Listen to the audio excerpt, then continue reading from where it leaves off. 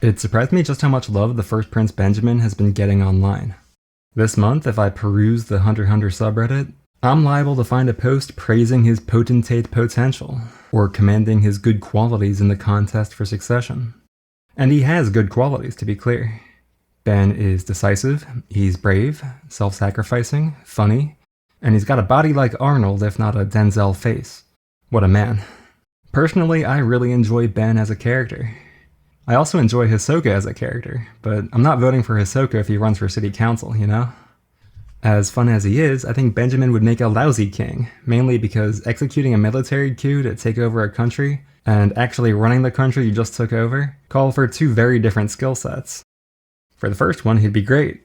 For the second one, I don't think he has what I'm looking for. And he doesn't have what King Nasubi is looking for either, since he told us that indirect action and long-term strategizing are much more important than brute strength. Indirect, long-term, that doesn't sound like the first prince to me. But hey, I could be wrong. And Nasubi could be wrong. Nasubi's the kind of jerk who practices human sacrifice, and I'm a YouTuber, so neither one of us is in any position to judge. If you're hashtag Team Ben, then at this point you'll mention that he didn't participate in the carnivals, which could mean that as king, he would abolish the practice. Maybe King Ben cleans up all the corruption, gets rid of the mafia families, and puts an end to human trafficking. All of that sounds great. And then I would say, yeah, but he also wants to take over the world, and a world war sounds pretty bad. But the goal of this video is not to keep going back and forth like this, weighing the good against the bad, and trying to justify my opinion of Benjamin. Instead, I want us to figure out Yoshihiro Togashi's opinion of Benjamin, because I don't control what happens in Ben's story, but Togashi does. So if we can get in his head a little bit, we'll have a better idea of what might happen next. To accomplish that, I want to take a look at 3 points of reference our author has drawn on in creating Benjamin Hueguo-Rho. We're going to take each one in turn, identify any obvious parallels to Ben's situation or the Succession War in general, and then try to see the entire picture that Togashi has painted for us. Now, will this intertextual analysis tell us anything concrete? Are we going to get it in writing exactly how Togashi feels about Benjamin as a leader? No, of course not. But we're a savvy and sophisticated audience here, so I think we'll be able to read between the lines. And without further ado, let's look at point of reference number 1, Alien by Ridley Scott. I don't think I have to do a lot of work to convince you that Benjamin's spirit beast looks like the alien from Alien. But to really nail this down, I can point to this 2008 interview where Togashi cites H.R. Giger as an influence, and specifically mentions Alien. Famously, the monster design in Alien was done by Giger, so Togashi saw this thing and absolutely loved it. 5 years later, in a 2013 interview promoting the film Phantom Rouge, Togashi was asked to name his top 3 movies, and he slotted in Alien at first place. Evidently, he has never stopped thinking about this movie that came out when he was a teenager in 1979. And here he also highlights the film's claustrophobic nature. The characters are stuck on a ship, they can't get away, and they're dying off one by one. When you boil it down, that's the premise of the Succession War. He's recreating in Hunter x Hunter what he loved about the movie. So the design of Ben's beast is not a little Easter egg paying homage to some movie that he saw one time. Togashi loves the film Alien, he's thinking about it as he draws the black whale, and to some extent the crew of the Nostromo are on his mind as he writes the story. If I haven't sold you yet, how about the sarcophagus room's circular layout, echoing the design of the cryo-sleep chamber from the start of the movie? Or let's talk about the plot. Everyone on this ship is a civilian, but unbeknownst to them, they're all being sacrificed so that the company can get its hands on an exotic and valuable specimen. That sounds a lot like Beyond tricking civilians onto the Black Whale, where they're treated as sacrifices, so that he can get his hands on the treasures of the Dark Continent. But all of that could be a video unto itself. Today we're focusing on Benjamin and his leadership qualities, or lack thereof. So I'm going to zero in on the character of Captain Dallas. And remember, any parallel I notice here has almost certainly occurred to our author before it ever occurred to me. He loves the movie, I'm just a casual fan. So I think Dallas shares a lot of qualities with Prince Benjamin. He's decisive, brave, self-sacrificing, and funny.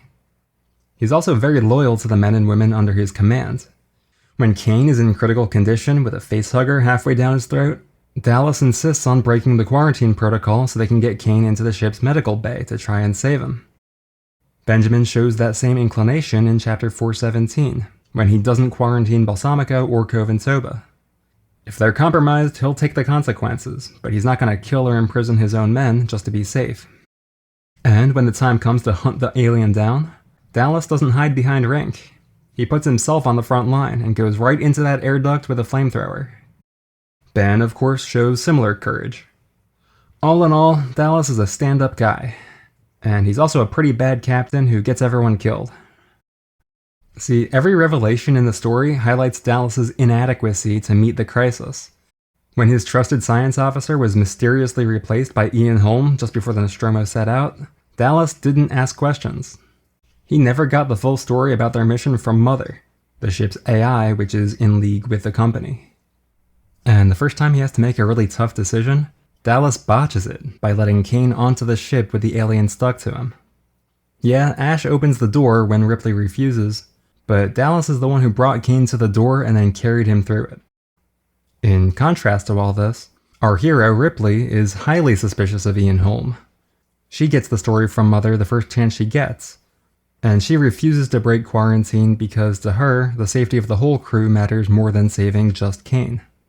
Not that Dallas succeeds at saving Kane anyway. Alien is a story where the brave macho man is not the guy you want in charge. Despite his likable qualities, Dallas is just a predictable pawn of the company and of Mother. He acts like they think he will, and then he dies. Considering all of this, as I look at Ben with his alien beast, I have to wonder if he's faring any better, or if he's a predictable pawn in his own right. We don't know yet with any certainty that Unma is in league with Beyond. Furikov might have been lying, or he might have been confused. But Unma and Hulkenberg definitely planned on Ben getting infected and then triggering special martial law. And that's exactly what has happened. Ben even realizes he's being predictable and thinks that Unma's glad about SML because it's all part of her plan. But, he did it anyway. Not asking more questions about Furikov could still prove to be a mistake. I wouldn't be satisfied with his story yet if I were him. And I think Ben is very likely to regret breaking quarantine on Balsamico, because he doesn't know what alien soul could be dormant in the poor guy's body right now, just waiting to burst forth. I also want to quickly mention this movie's sequel, Aliens. In this one, there's a heavy military theme, and as you can probably guess, these swaggering soldiers don't fare any better than the macho Dallas did. The one who proves capable to lead is once again Ripley. So if you're thinking about this film in relation to Ben, well, the badass, muscle-bound soldiers are doomed pawns of the company, which considers them expendable. It's just not a franchise where Ben's type of guy does well for himself. In contrast, the child Newt is an expert at moving through tunnels and keeping herself alive, and she makes it to the end of the movie. So if you're a Fugetsu fan, this is your talking point right here. She's the Newt of the Black Whale. Oh, this probably goes without saying, but in addition to both of these movies being about tough guys like Benjamin who aren't good at being in charge, there's also a more surface-level observation to make here, which is that the xenomorph designed by H.R. Giger is a vicious and terrifying monster. Spirit beasts are said to take after their hosts, so the fact that Ben's beast looks like this tells us something about who he is. And it doesn't exactly suggest a hidden wellspring of sensitivity beneath the violent surface. So that makes two things we can take away from this alien connection. Guys who resemble Ben are bad leaders who won't get you through a crisis, and Ben himself is more or less a killing machine. As I said, I think there's plenty more to talk about with Alien, but for this video we're going to call it there and move on to point of reference number 2, Hercules. Not the Disney film, yeah, this one. As soon as Benjamin was introduced into the story as a massive muscle man wrestling a big lion, I thought of Hercules. People have been making art of this scene where Hercules wrestles the Nemean lion for about 2,500 years, and visually I think this is just as obvious as the alien thing. It's a world-famous image, it has been forever. I don't think you can draw this panel without evoking the Nemean lion in some way, intentionally or unintentionally. And it's Togashi, it's intentional, come on. Now there is a bit of direct comparison we can draw between Hercules and Ben, besides that they're impossibly strong lion-killing show-offs. because Hercules ultimately dies of poison. And when he dies of poison and is consumed by his funeral pyre, he is transformed into a god, as Ovid tells us. As a snake enjoys its newness, sloughing old age with its skin, gleaming with fresh scales, so when the Corinthian hero had shed his mortal body, he became his better part, beginning to appear greater and more to be revered in his high majesty. All of that is beginning to sound familiar these 70 chapters later, as the Hercules-looking guy we were introduced to has now been poisoned, and he plans to be transformed at death into a god. The poison that got him even came from his own arsenal, exactly like the Hydra blood that got Hercules. And in my mind, that clenches it that this is a deliberate allusion to the mythical hero/family annihilator. We've got the same visuals and the same death. But the stories about Hercules don't really portray him as a king or captain or any other kind of leader of men, so I'm not satisfied with establishing this illusion. This is a video about Ben as a leader, so I want to take one more step. I want to say Togashi's point of reference here isn't just Hercules, it's history's most famous Hercules cosplayer, the Roman Emperor Commodus. So in Roman history, there's this run of what we call the 5 good emperors, and Commodus is the one who made sure that didn't get stretched to 6. We really don't have time for a history lesson. What's important here is that Commodus identified himself as Hercules, and commissioned many giant statues of himself with a lion pelt and club. Very unusually for a Roman emperor, he also performed in the Colosseum to try and demonstrate his godlike strength, often by killing exotic animals. We have contemporary Roman Senator Cassius Dio's word that Commodus personally killed 100 lions during one day in the arena, presumably in an attempt to live out the Nemean lion battle on a more epic scale. That means we're talking about the Emperor of Rome, effectively the king of the world as Ben aspires to become, killing lions to flex his strength and to evoke the Hercules myth, because he wants to be seen as more than an emperor, he wants to be seen as a god. This has to be the most macho posturing from a head of state that the world has ever seen or will ever see again. And the parallel here is not flattering to Ben, because Commodus is remembered as a paranoid and delusional egomaniac. He was assassinated age 31, and his dynasty died with him. But okay, we do have this striking example of a leader of men who wanted to look and act like Hercules, but is Togashi evoking Commodus on purpose with Ben? Does Togashi even know about Commodus? He may not be up on his Roman history. Well, I strongly suspect he does know about Commodus, and he does have this association in his mind because of a movie called Gladiator, in which Commodus is the villain, played by Joaquin Phoenix. This was a mega hit in the year 2000, it won Best Picture. It's likely enough that Togashi saw it at some point, sure. But here's the twist. Gladiator was directed by Ridley Scott, the guy who directed Alien. The director of Togashi's favorite movie made this blockbuster about Commodus, and so you're gonna have a hard time convincing me that Togashi hasn't seen this film and doesn't know a thing about this emperor. I think he's totally seen it. He knows about Commodus and Hercules, and so this is another red flag about what kind of king Ben would make. And now point of reference number 3. Unlike the previous 2, which are referenced in Ben's visual representation, this one is about Ben's inner monologue, specifically the repeated phrase Sekai Toitsu, meaning world unification. It's fresh in our minds how Ben plans to achieve world unification through his progeny after he becomes the Ben Beast, but he's actually been talking about this goal since chapter 373. Moose is killed by Camilla's cat counter, and Ben thinks that Moose's death will be worth it in the end because Ben's going to achieve world unification.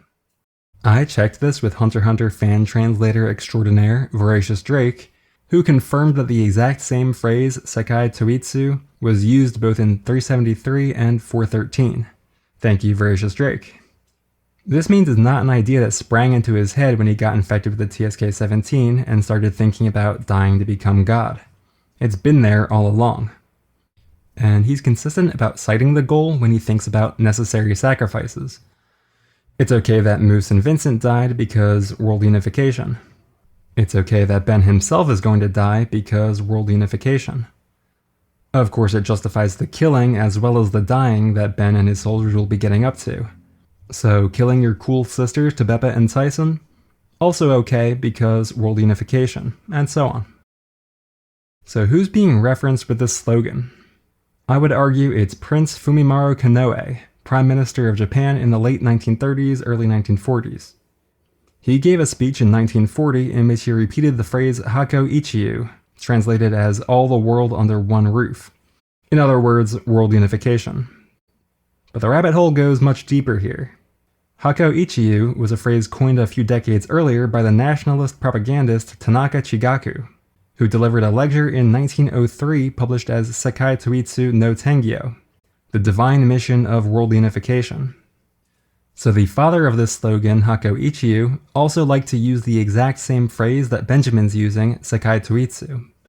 And Chigaku attributed Hakko Ichiu to the first emperor Jimmu, while putting his own expansionist, world-conquering spin on its meaning.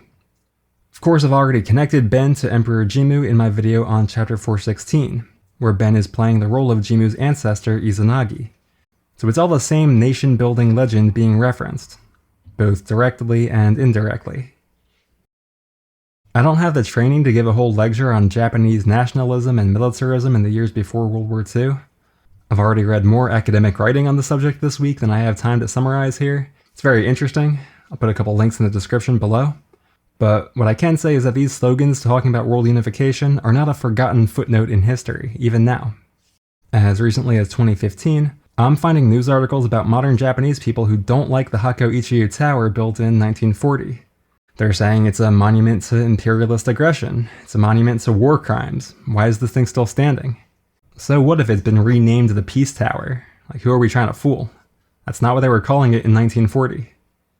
In fact, Konoe passed a general mobilization law to militarize Japanese society, not unlike what we might expect from the militaristic Benjamin. That being the case, I think Ben going on about world unification is supposed to echo this pre-war propaganda, which is generally speaking embarrassing for Japanese readers to look back on today. King Ben would try to bulldoze the rest of V6 so that he and his dynasty can rule the world forever. But historically, things didn't go the way Fumimaro Konoe or Tanaka Chigaku said they would. And I think we're meant to guess that Benjamin's big war for global domination wouldn't go any better for Kekin. In fact, it would probably be a disaster for the country if this guy tried to realize his ambitions and make his favorite slogan come true. So these are three associations I think Togashi has in mind when he's drawing, writing, and thinking about Prince Benjamin. And it's no surprise to me that all three of them suggest Ben would make a pretty bad king. Dallas displayed poor judgment in a crisis and didn't keep himself informed, so he was easily manipulated from behind the scenes. Commodus played at being Hercules to feed his ego, but it's vain to imagine physical strength makes a good head of state, and in fact his reign ended a golden age in Rome. Konoe's patriotic belief in world unification led him to start an expansionist war with China and lay the rhetorical groundwork for war with the United States, neither of which worked out very well. As of now, there is no Ridley Scott film about Konoe, but we do have time. He's still a working director, we can go 3 for 3. I look at all of this and I think it's pretty clear how Togashi thinks about Benjamin. He's not someone who's fit to rule a country. And if he did end up ruling a country, either himself or through his evil-looking spirit beast, that reign would be catastrophic for the people living in it. He's not the guy you want steering Plato's ship of state. As I've mentioned previously, the black whale is a literal manifestation of this classic metaphor. Plato dismisses guys like Ben as wannabes who think they have a right to steer, but don't know anything about navigation and react violently if you try to call them on it. The true pilot isn't busy nominating himself for the job. He's busy looking at the stars and tracking the wind and thinking about all the other complicated details involved in doing the job properly. That's the person you need to track down and put in charge. Remember when I said we weren't going to get it in writing exactly how Togashi feels about Ben as a leader? That was a deliberate lie. Here's another question and answer from that 2013 interview. Who is your favorite member of the Phantom Troop and why? Quote, "It's Dancho, i.e. Crollo. This gets a bit off topic, but I can't trust people who nominate themselves. So even when it comes to politics and politicians, I am very distrustful. I feel that everyone who has a strong desire to nominate themselves as part of their personality has a shared, terrible quality within themselves. To go back on topic, Dancho is not someone who actively nominated himself to become Dancho." End quote. Togashi might as well be quoting the Republic here. Crollo makes a good Dancho, or boss, exactly because he's not the type to try and become the boss.